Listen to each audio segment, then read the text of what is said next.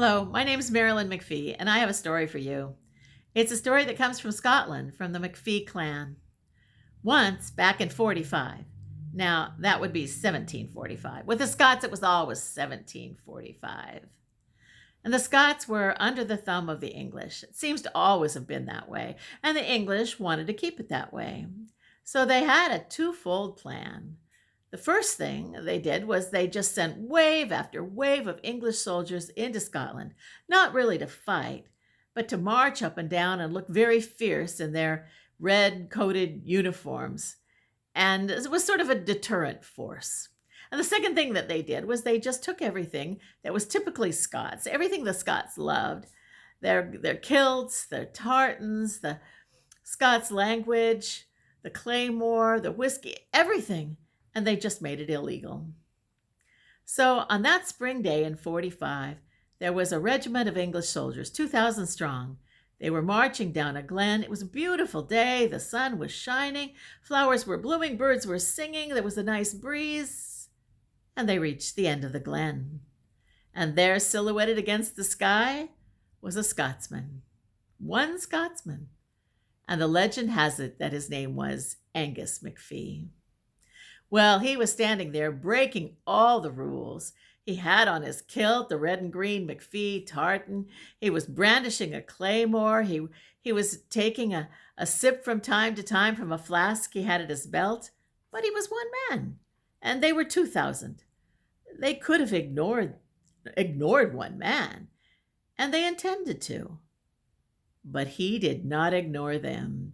As soon as he saw them, he called down to them, "Hey there, you Sassenachs! You're not needed here, you're not wanted here. Go home, back where you belong." And in the interest of full disclosure, I should probably tell you that some of the things he called down to them were not as polite as all that.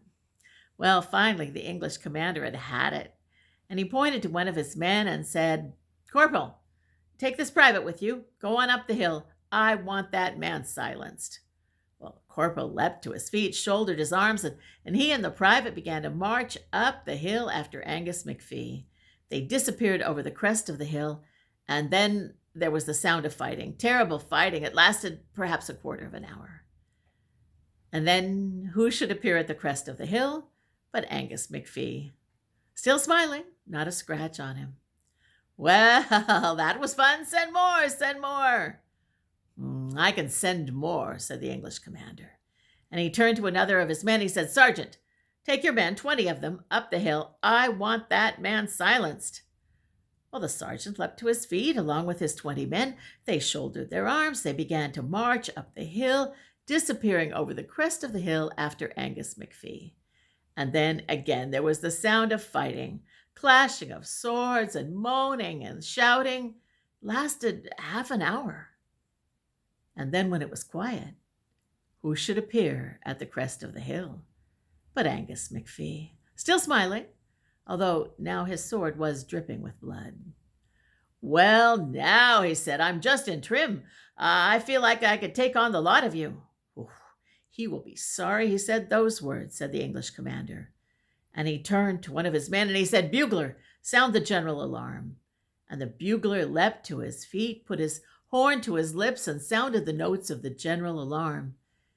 And the entire regiment, 2,000 men, well, minus 22, they assembled in ranks and began to march up the hill after Angus McPhie.